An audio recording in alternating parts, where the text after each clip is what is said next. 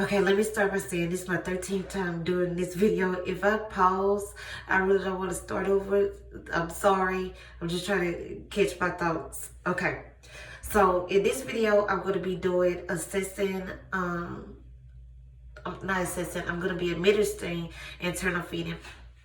So the first thing that I would do, I would identify the patient and with the two patient identifier.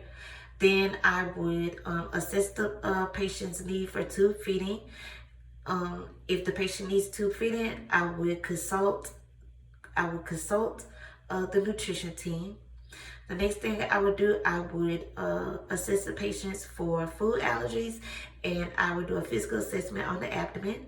After that, I would obtain a baseline weight. I would also review the serum electrolytes. I would do a blood glucose. I would check for fluid volume excess and deficit, and I would check for metabolic and electrolyte abnormalities. Okay. Once I do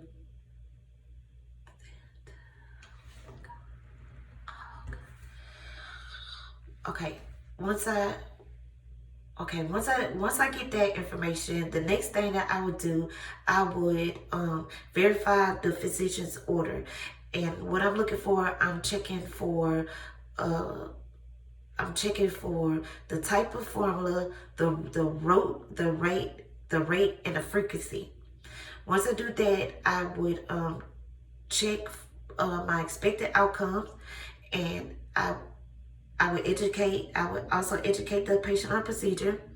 Then I would do hand hygiene and put on gloves. Then I would do hand hygiene, put on gloves.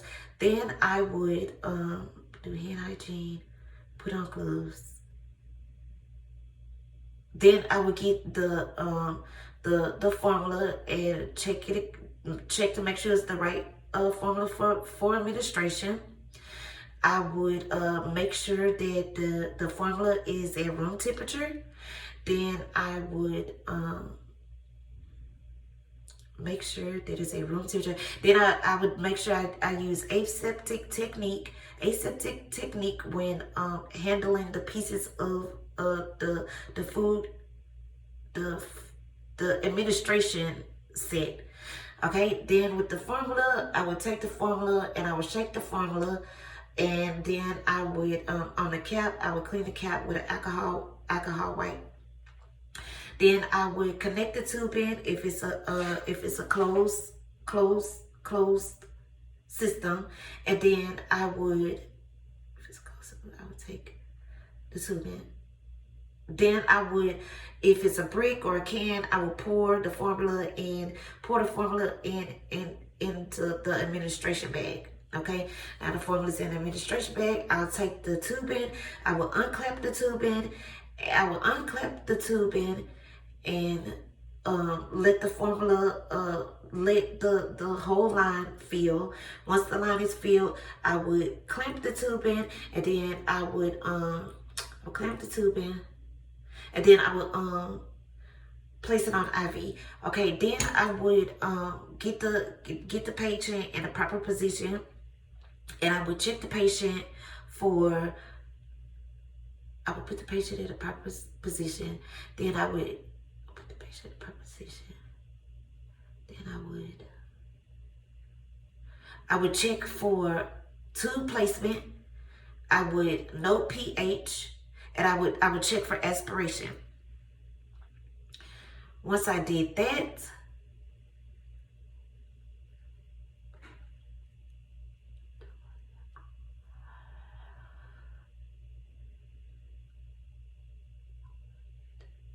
okay, what do I do after tube placing?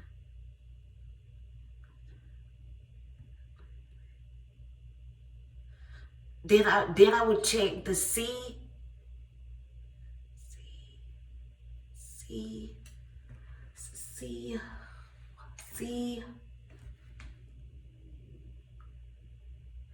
I think it's No, that's the GRV.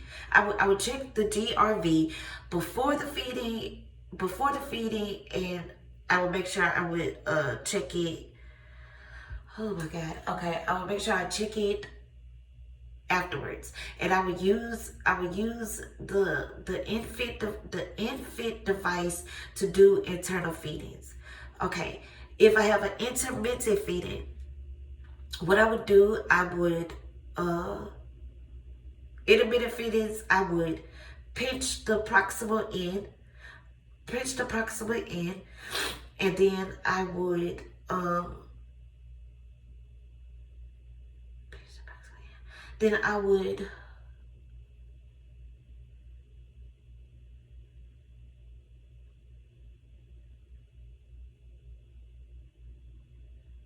pinch the proximal end. I would pinch the proximate. Okay, I would pinch the proximate end. I would remove the cap from the distal end and putting it to the infant device, and then I would set the rate, and I would allow for the bag. I would allow for the bag to empty. Then I would label the bag properly.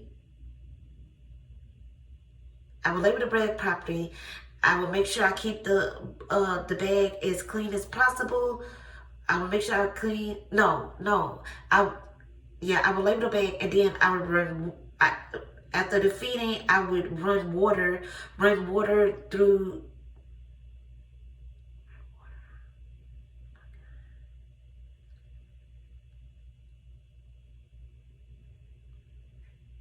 Okay, I would set the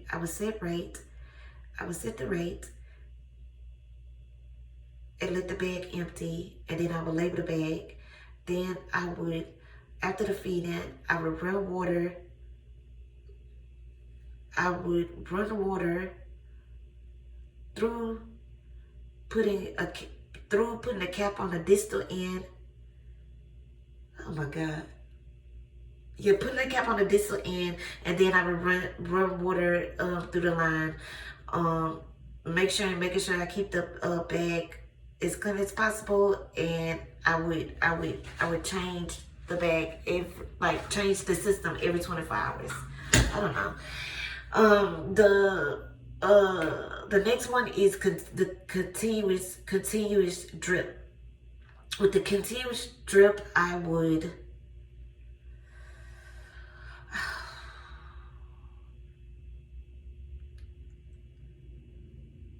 remove the cap from the distal end and connect it back to the feeding tube. Then I would thread the tube in. Thread the tube in through the feeding pump. I would set the rate. And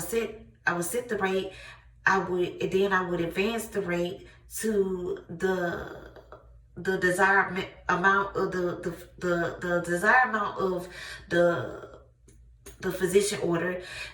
If at any time I would have to feeding would get interrupted, I would flush the tube in. I would flush the tube in with water, and you need to get the amount of free water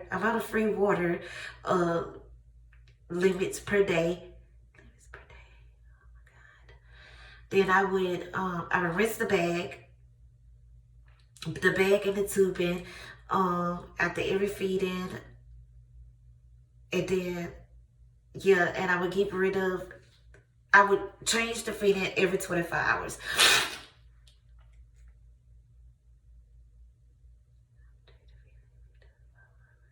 This is so long. Okay, I think that's it. Okay, so now I would dispose of my gloves. I would do hand hygiene. I would measure the GRV again. I would monitor input and output, and I'll make calculations. I would weigh the patient again, and I would weigh the patient like two to three times.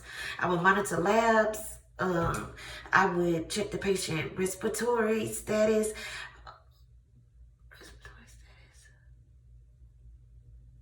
I would check. I would check for. I would assess the abdomen and assess for bowel sounds. I would check the patient respiratory rate. I would inspect the skin at the site to make sure that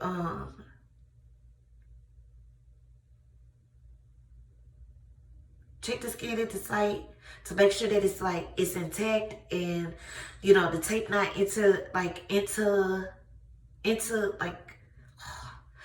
ooh, that the tape is not irritating the skin.